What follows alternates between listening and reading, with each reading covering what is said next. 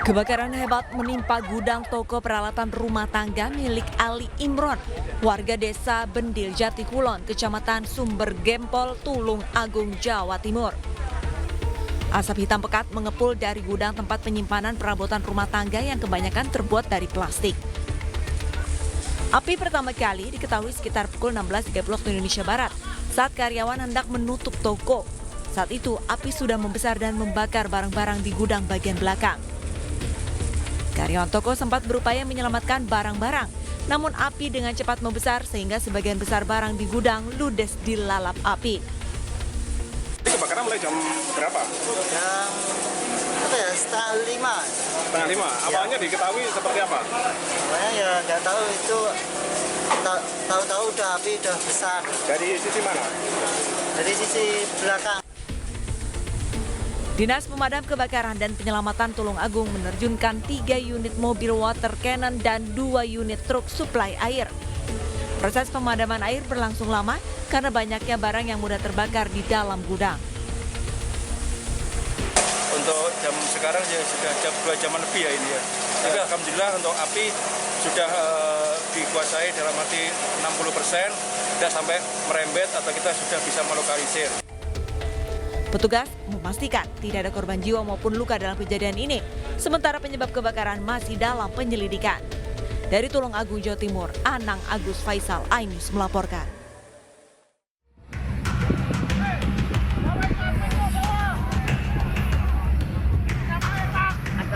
Warga merekam saat kapal KM Tunas Jaya yang merupakan kapal pencari cumi terbakar saat bersandar di dermaga Muara Baru, Penjaringan, Jakarta Utara, Selasa malam. Warga di sekitar panik akibat kebakaran ini.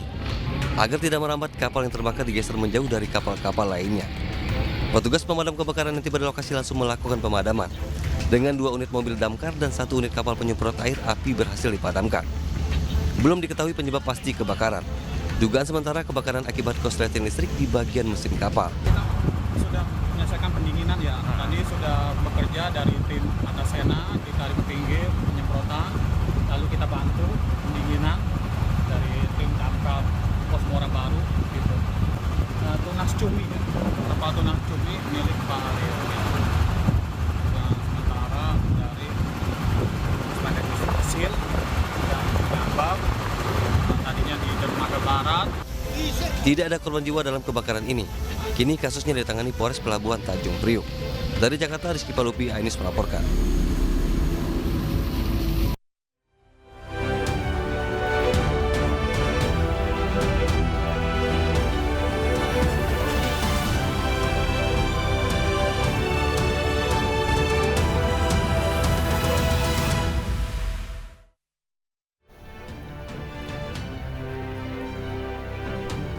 Halo, selamat siang pemirsa, apa kabar Anda hari ini? Senang sekali saya Gede Satria dan rekan saya Arlista Hadi pemirsa, kami berdua kembali hadir menemani Anda dalam iNews Siang hari ini. Ya. Selain 3 berita utama tadi, iNews Siang juga akan menyuguhkan beragam informasi penting lainnya. Iya, kami awali iNews Siang hari ini pemirsa dari Kalimantan Tengah. Laga final sepak bola di Sampit berlangsung ricuh. Keributan yang melibatkan antar pemain dan penonton dipicu karena benturan badan antar pemain.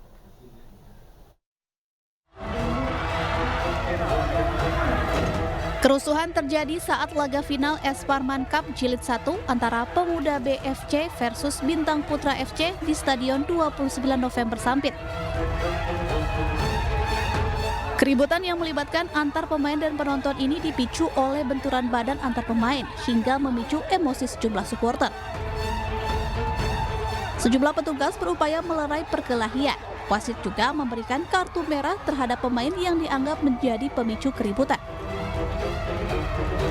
Itu hal biasa aja dalam sepak bola, karena dalam sepak bola, karena perbenturan fisik adalah hal biasa, itu hal yang lumrah saja.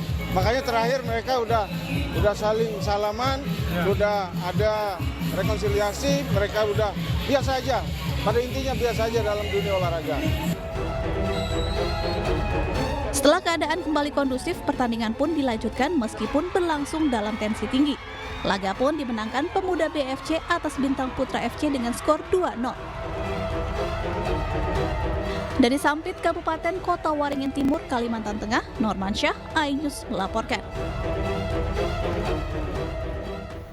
Seorang ketua RT di Kelurahan Semper Barat, Kecamatan Cilincing, Jakarta Utara ditembak oleh kawanan pencuri kendaraan motor. Ketua RT tersebut ditembak ketika dirinya ingin mengadang para pelaku yang terpergok ingin mencuri motor di sebuah indekos. Rekaman CCTV ini menunjukkan detik-detik saat kawanan pencuri kendaraan bermotor melancarkan aksinya di sebuah indekos di Kelurahan Semper Barat, Cilincing, Jakarta Utara. Terlihat kedua pelaku datang mengendarai sepeda motor dan berhenti di depan gerbang indekos. Kemudian salah satu pelaku masuk untuk mengambil salah satu motor yang terparkir. Namun ketika ingin melancarkan aksinya, datang seorang warga yang memergoki. Pelaku pun langsung kabur bersama dengan rekannya. Ketika pelaku sedang berupaya kabur, datang ketua RT dari arah berlawanan dan berupaya mengadang pelaku. Ketua RT sempat memukul salah seorang pelaku yang kemudian dibalas dengan tembakan sebanyak 2 kali di bagian lengan kanan.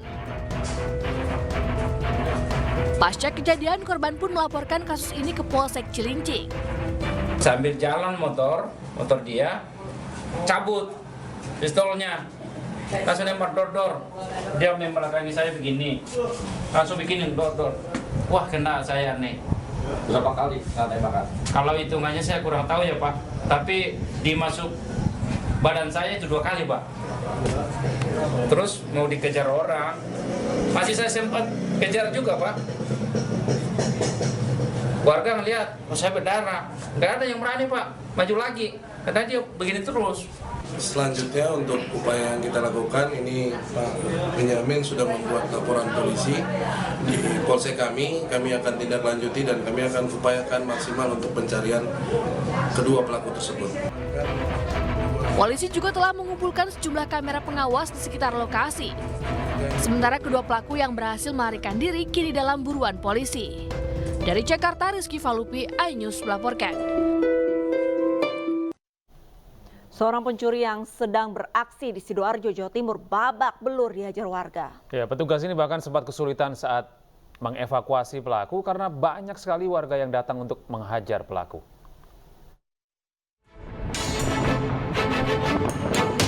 Inilah video amatir warga Jalan Raya Sepanjang Kecamatan Taman, Sidoarjo, Jawa Timur saat berhasil menangkap seorang pelaku pencurian setelah mengepungnya sejak malam hingga pagi hari. Warga yang geram sempat menghajar pelaku hingga babak belur. Setelah ditangkap, pelaku dibawa warga ke TKP untuk diinterogasi. Petugas yang datang ke lokasi kesulitan mengevakuasi pelaku karena semakin banyak warga yang datang untuk turut menghajar pelaku. Aksi pelaku diketahui korban lantaran curiga dengan kondisi rumah yang berantakan. Korban langsung berteriak minta tolong hingga akhirnya puluhan warga melakukan pengajaran dan mengepung pelaku.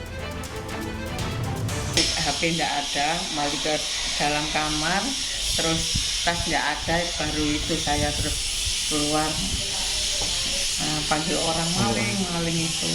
Sempat begitu saya maling, ini anak saya masih goreng itu ada suara gerasa-gerasa gitu, mungkin dia lewat atas karena di luar sudah sering kejadian di sekitar sini banyak orang yang nyambung. Kini pelaku diamankan petugas di Polsek Taman beserta barang bukti 3 buah telepon genggam, tas milik korban yang berisi uang jutaan rupiah dan sebuah jam tangan. Pelaku terancam hukuman maksimal 5 tahun penjara. Dari Sidoarjo, Jawa Timur, Yoyok Agusta, iNews melaporkan. Pemirsa, kebakaran gudang bahan bangunan Jalan Raya Siliwangi, Desa Nagrak, Cianjur, Jawa Barat mengakibatkan 3 orang pekerja meninggal dunia. Ya, hingga pagi ini pemirsa kobaran api masih menyala dikarenakan bahan bangunan yang mudah terbakar.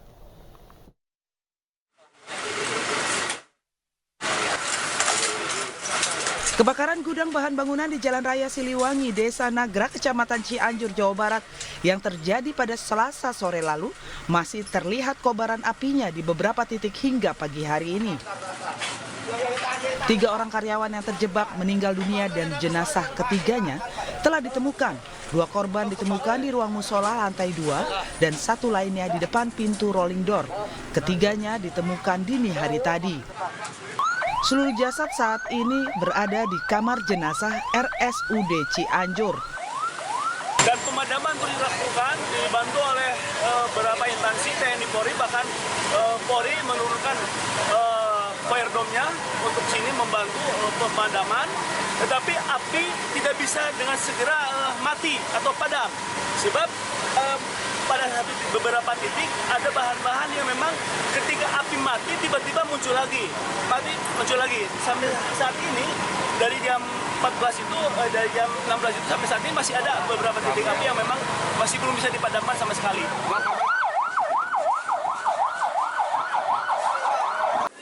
Sebelumnya, kebakaran melanda gudang mebel di kawasan Nagrak, Kecamatan Cianjur, Jawa Barat pada Selasa sore. Diduga kebakaran bermula saat seorang karyawan sedang mengelas, namun percikan api las mengenai cairan thinner hingga terjadi kobaran api dan merambat membakar gudang. 3 orang dipastikan yang terjebak di dalamnya meninggal dunia. Dari Cianjur, Jawa Barat, Muhammad Andi Ihsan, iNews melaporkan.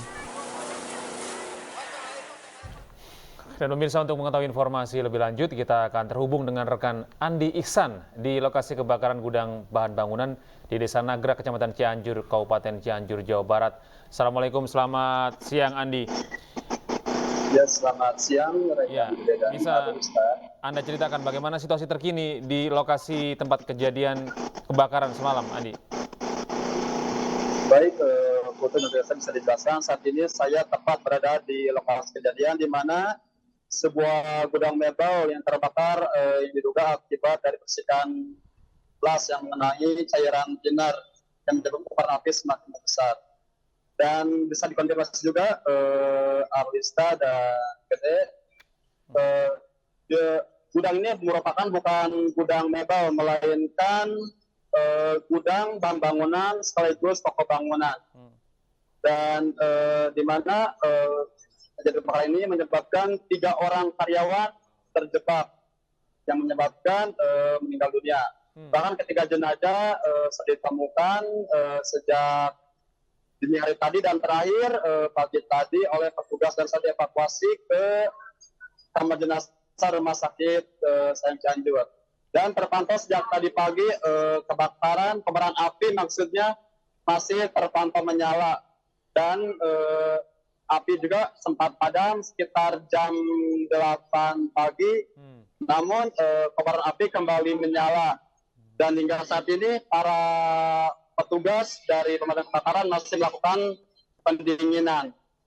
Dan bisa dilihat juga Gede dan Alista, ini merupakan kondisi di mana sebuah toko sekaligus gudang bahan bangunan yang berisikan zat-zat yang kimia seperti cairan thinner, spiritus, minyak, dan yang lainnya.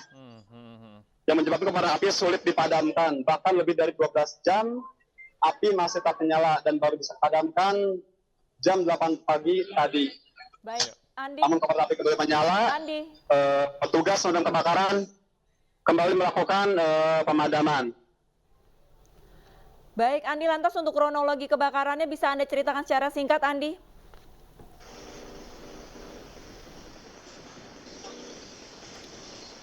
Andi. Baik, kami ada kendala komunikasi bersama rekan kami, pemirsa. Terima kasih banyak Andi Ihsan melaporkan langsung dari Cianjur, Jawa Barat, dan selamat kembali bertugas.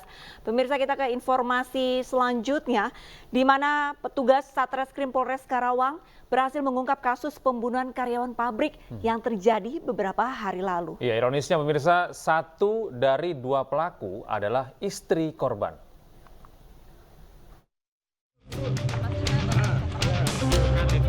Seorang istri di Karawang dan adik kandungnya tidak berkutik saat petugas kepolisian dari Satreskrim Polres Karawang menangkap keduanya. Kedua pelaku ditangkap karena telah melakukan pembunuhan terhadap Arif Suyono yang jasadnya ditemukan di pinggir irigasi di Dusun Pasir Panjang, Desa Cibolangsari, Kecamatan Kelari, Karawang pada beberapa waktu yang lalu. Motif dari pembunuhan tersebut adalah karena sang istri merasa sakit hati lantaran sering dimarahi oleh korban hingga akhirnya pelaku kesal dan menghabisi nyawa korban dengan modus melakukan begal kepada korban. Yang akhirnya kami menemukan kecurigaan dan setelah dilakukan analisa CCTV bahwa betul yang menjadi pelaku utama yang melakukan eksekutor itu ada 2 orang, yang salah satunya adalah adik ipar korban. Pembunuhan berencana ini itu memiliki motif kaitan dengan dendam, sakit hati karena istri korban selama ini sudah tidak harmonis rumah tangganya dan kemudian sering terjadi percekcokan, termasuk salah satunya adalah permasalahan ekonomi. Sebelumnya korban diduga menjadi korban begal saat ditemukan tewas di lokasi.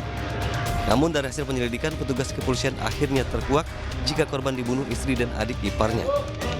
Dari Karawang, Jawa Barat, Muhammad Fakhrudin Ainus melaporkan.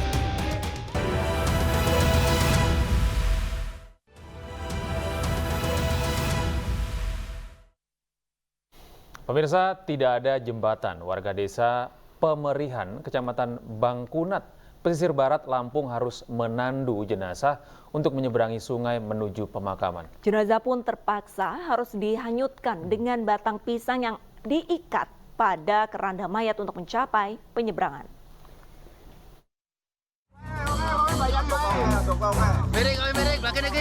Inilah rekaman video amatir milik warga yang merekam serombongan warga yang menyeberangi sungai Wai Pemerihan sambil menggotong keranda mayat untuk menuju ke tempat pemakaman umum di Desa Pekon, pesisir barat Lampung. Ketiadaan jembatan penghubung antara pemukiman warga dan pemakaman umum membuat warga harus berjibaku menyeberangi sungai untuk memakamkan warga yang meninggal. Kondisi ini sudah dilakoni warga setempat selama puluhan tahun lamanya. Warga berharap pemerintah daerah maupun pemerintah provinsi segera membuatkan jembatan penghubung dari pemukiman ke pemakaman setempat. Ini sebenarnya memang masuk di kategori tanah TN, cuman untuk pihak dari balai besar, waktu pertama saya dilantik saya menanyakan kepada pihak balai, dinyatakan oleh pihak balai dengan syarat lisan dan tertulis, sehingga masuk kategori tanah religi wisata. Keinginan masyarakat kami sangat-sangat dibutuhkan untuk pembangunan jembatan gantung mungkin ya. Jembatan ya, akses untuk ke makam. Menanggapi hal itu, pemerintah daerah pesisir barat berkoordinasi dengan Dinas Pekerjaan Umum Kabupaten setempat dengan menganggarkan pembangunan jembatan sepanjang 20 meter yang menjadi penghubung antara pemukiman dan pemakaman. Dia melaporkan kepada saya agar Bupati merestui pembuatan jembatan lewat DD, lewat anggaran desa. Tetapi tadi saya telepon nggak kuat karena anggaran itu di atas 500 mungkin 600, sehingga saya panggil Kadis PU untuk menganggarkannya. Maka dari itu mudah-mudahan setelah anggaran kita berjalan, jembatan warga ke kuburan itu akan kita buat. Lebarnya lebih kurang 2,5 meter dan panjangnya lebih kurang 20 meter. Rencananya pembangunan jembatan akan dilakukan pada tahun ini melalui anggaran APBD Kabupaten setempat. Dari pesisir barat Lampung, Enrico Ngantung, Ainus melaporkan. Seorang pasien penyakit jantung yang tidak sadarkan diri di Lebak, Banten terpaksa dibawa dengan menggunakan mobil pickup menuju rumah sakit. Ya, sebelumnya pihak keluarga sudah meminjam ambulans desa, namun ambulans justru dipinjam warga lain untuk hajatan.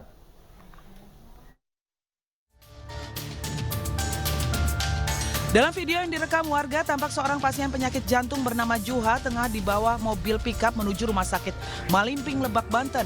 Terlihat perempuan berusia 44 tahun ini terkulai lemas dan ditutup selimut. Sebelum membawa Juha dengan pickup, pihak keluarga sudah berupaya meminjam ambulans desa. Namun mobil tersebut tengah digunakan warga lain yang diduga untuk keperluan hajatan. Akhirnya keluarga pun menyewa sebuah mobil pickup agar nyawa pasien bisa diselamatkan.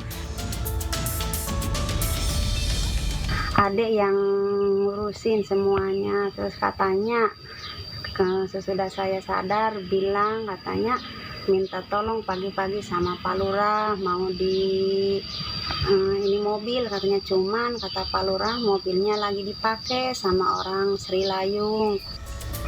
Kepala Desa Podok Panjang membantah jika mobil ambulans digunakan untuk hajatan. Menurutnya, mobil ambulans digunakan untuk mengantar jenazah keluar kota dan sempat hilang sinyal. Yang meninggalnya orang kita, orang Desa Podok Panjang, Kampung Sri Layung, tapi dibawa ke luar daerah untuk dimakamkan. Nah, waktu itu Emma, keluarga beliau menghubungi saya jam 6 pagi dan saya menghubungi orang yang membawa mobil ambulan, tapi karena mungkin di posisi di pegunungan tidak ada sinyal. Keluarga Juha berharap kejadian serupa tidak kembali terulang. Seyogyanya mobil ambulans memang disiagakan hanya untuk pasien yang membutuhkan penanganan ke fasilitas kesehatan, bukan digunakan untuk hal-hal lain. Mengingat letak desa Pondok Panjang yang cukup jauh dari RSUD Malimping. Dari Lebak, Banten, Iskandar Nasution, iNews melaporkan.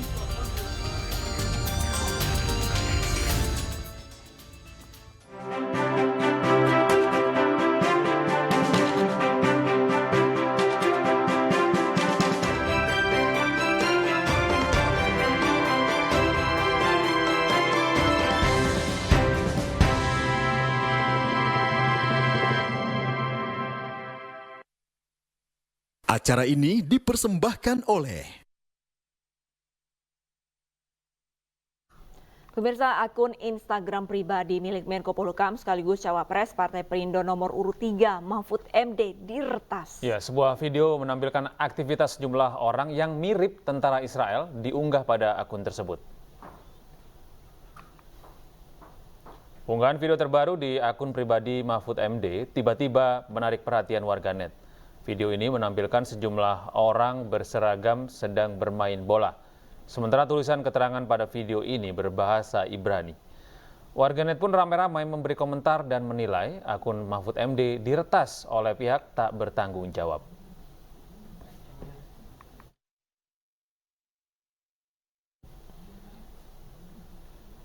Staf khusus Menko Polhukam Rizal Mustari dalam keterangan tertulisnya menyebut akun Instagram pribadi Mahfud MD diretas. Segala unggahan dan pesan yang muncul sejak Selasa pagi bukan dari Mahfud MD. Rizal meminta seluruh pihak mengabaikannya. Akun Menko Polhukam dapat kembali diambil alih oleh tim pengelola pada hari Selasa sore. Sementara pihaknya tengah menyelidiki peretasan ini.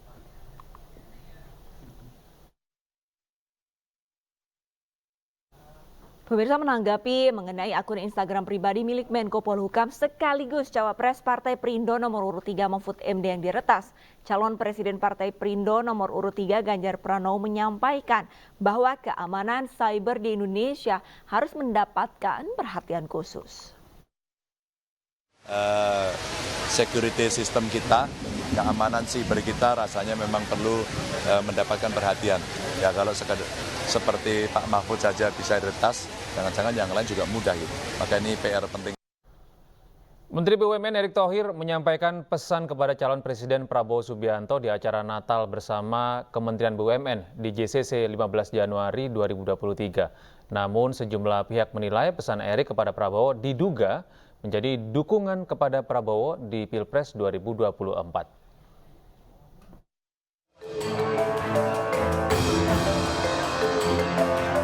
Menteri BUMN Erick Thohir menjadi sorotan setelah dirinya menyampaikan pesan yang diduga bermuatan dukungan kepada Menteri Pertahanan sekaligus calon Presiden nomor urut 2 Prabowo Subianto.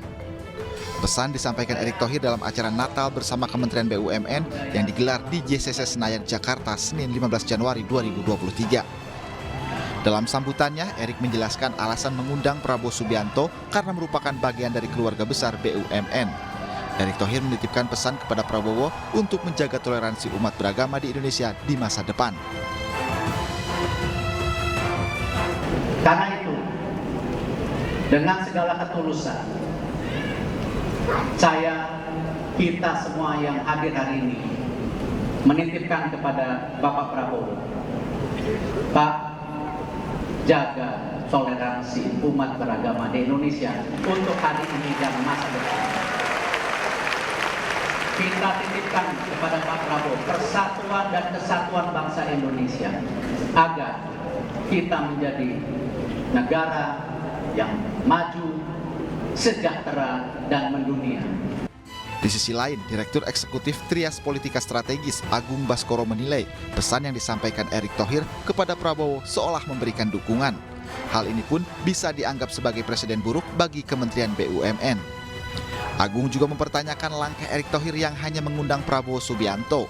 Padahal ada juga Menko Polhukam Mahfud MD yang saat ini ikut kontestasi Pilpres 2024. Tak hanya itu, dalam pasal 280 ayat 2 Undang-Undang Nomor 7 Tahun 2017 tentang Pemilu menjelaskan mengenai deretan pejabat yang dilarang ikut kampanye. Di antaranya direksi, komisaris, dewan pengawas, karyawan BUMN atau badan usaha milik daerah, dan pejabat bukan anggota partai politik yang menjabat sebagai pimpinan di lembaga non-struktural. Tim Liputan iNews melaporkan. Pemirsa, dugaan dukungan pejabat untuk paslon nomor urut 2 juga terjadi di sejumlah daerah. Terkait hal ini, netralitas aparat di Pilpres 2024 pun dipertanyakan. Masa pencoblosan pemilu 2024 tinggal 1 bulan lagi. Namun isu netralitas aparat dan pejabat semakin menyeruak. Seperti di Kabupaten Takalar, Sulawesi Selatan, sekretaris daerah atau Sekda diduga mengkampanyekan cawapres nomor 2 Gibran Rakabuming Raka. Dugaan kampanye ini dilakukan saat Sekda Takalar menyampaikan pidatonya di hadapan ratusan guru honorer. Dalam dugaan kampanyenya, Sekda Takalar menyampaikan janji Presiden Joko Widodo yang akan kembali mengangkat tenaga PNS jika anaknya memenangkan Pilpres 2024. Menyikapi video viral tersebut, petugas Bawaslu Kabupaten Takalar mengaku masih mencari fakta yang sesuai video utuh saat oknum Sekda berpidato. Selain itu, dugaan ketidaknetralan terjadi saat perangkat desa dan kepala desa yang tergabung dalam kelompok desa bersatu menggelar acara yang diduga deklarasi dukungan kepada Prabowo Gibran di Indonesia Arena, Kompleks Gelora Bung Karno. Acara dihadiri Gibran Rakabuming Raka dan sejumlah elit partai pendukung. Acara desa ini berbuntut protes karena dianggap sebagai bentuk ajakan memilih pasangan capres-cawapres tertentu dari kepala dan perangkat desa yang semestinya netral. Belum selesai sampai di situ, dugaan pelanggaran pemilu juga terjadi di Medan, Sumatera Utara. Video yang diduga rapat bersama antara kepala sekolah dan Dinas Pendidikan Kota Medan yang viral di media sosial. Dalam video tersebut, seorang yang diduga kepala bidang SMP Kota Medan, Sumatera Utara, secara terang-terangan mengajak para remaja sekolah memilih pasangan Prabowo Gibran di Pilpres 2024. Tanpa ragu, ia mengatakan bahwa PGRI mengerahkan para kepala sekolah ke politik. Karena menurutnya, jika memilih pasangan nomor urut 2 dianggap lebih menguntungkan. Di akhir video tampak juga beberapa orang mengacungkan 2 jari. Menanggapi hal tersebut, Ketua Bawaslu Medan, David Tampu Bolon, mengatakan sudah menurunkan tim untuk melakukan penelusuran terkait kebenaran video tersebut.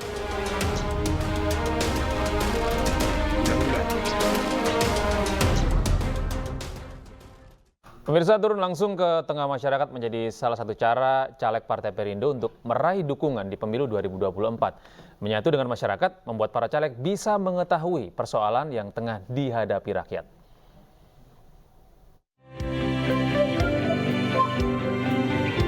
Caleg DPR RI Dapil Jawa Barat 1 Ferry Kurnia Rizkiansyah bersama caleg DPRD Kota Bandung Feby Resdian turun langsung ke lokasi pasca banjir bandang yang melanda 4 RW di Kelurahan Braga, Kota Bandung.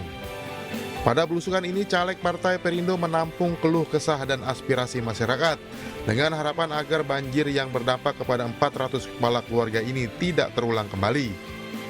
Kami meninjau secara langsung titik-titik mana yang memang terjadi banjir.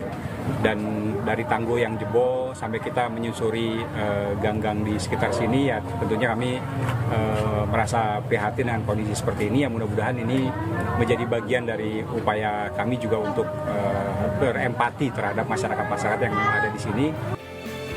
Kepedulian Partai Perindo kepada masyarakat juga ditunjukkan Rere Tati Sri Hardina, caleg DPRD Dapil 1 Kota Depok, dengan menggelar bazar kacamata baca di Pancoran Mas. Pada bazar ini, para lansia dapat membeli murah kacamata baca. Satu kacamatanya kita tebus murah itu Rp2.000. Yang disiapkan sebanyak 200 kacamata, 200. Targetnya khusus untuk warga Depok Jaya. Usianya lansia, karena memang targetnya kan kita kacamata plus ya.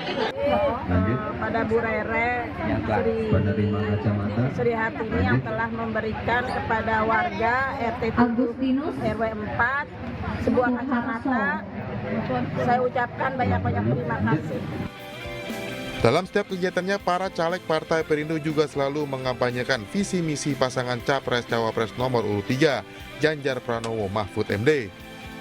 Tim Liputan iNews melaporkan.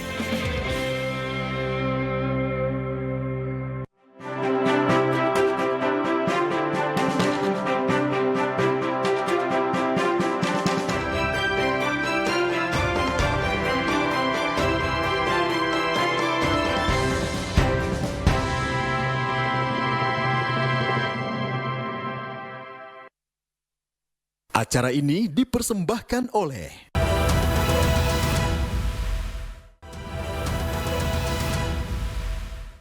Pemirsa, PT Bank Syariah Indonesia Terbuka meluncurkan rekening dana nasabah atau RDN online di Bursa Efek Indonesia. Pengembangan produk baru RDN online ini untuk memfasilitasi dan mempermudah para investor syariah.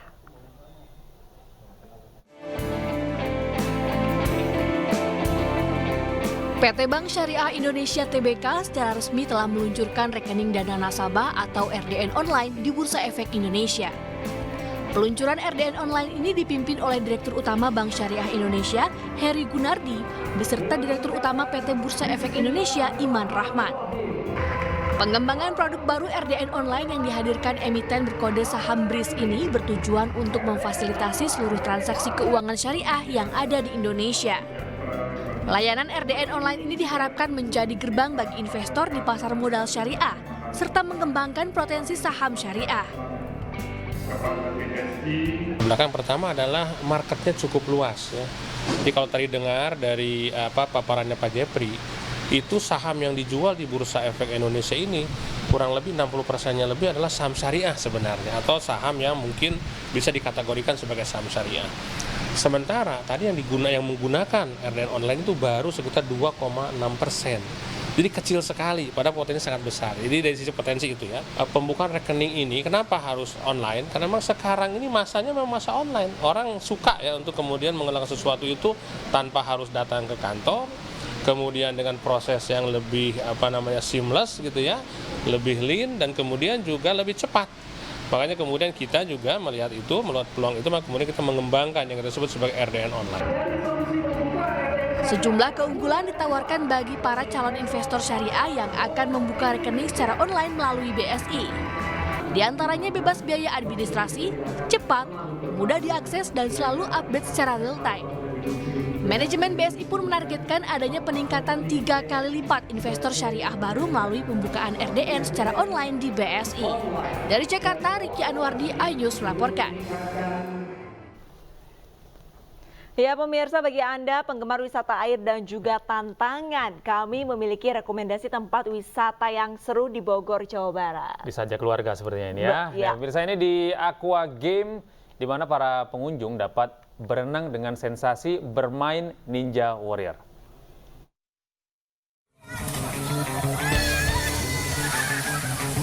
Ini dia wahana permainan di Bogor, Aqua Game. Layaknya rintangan seperti Ninja Warrior, para pengunjung dapat merasakan berbagai macam water sport atau permainan air yang memicu adrenalin, seperti high roller, springboard, dan monkey bar.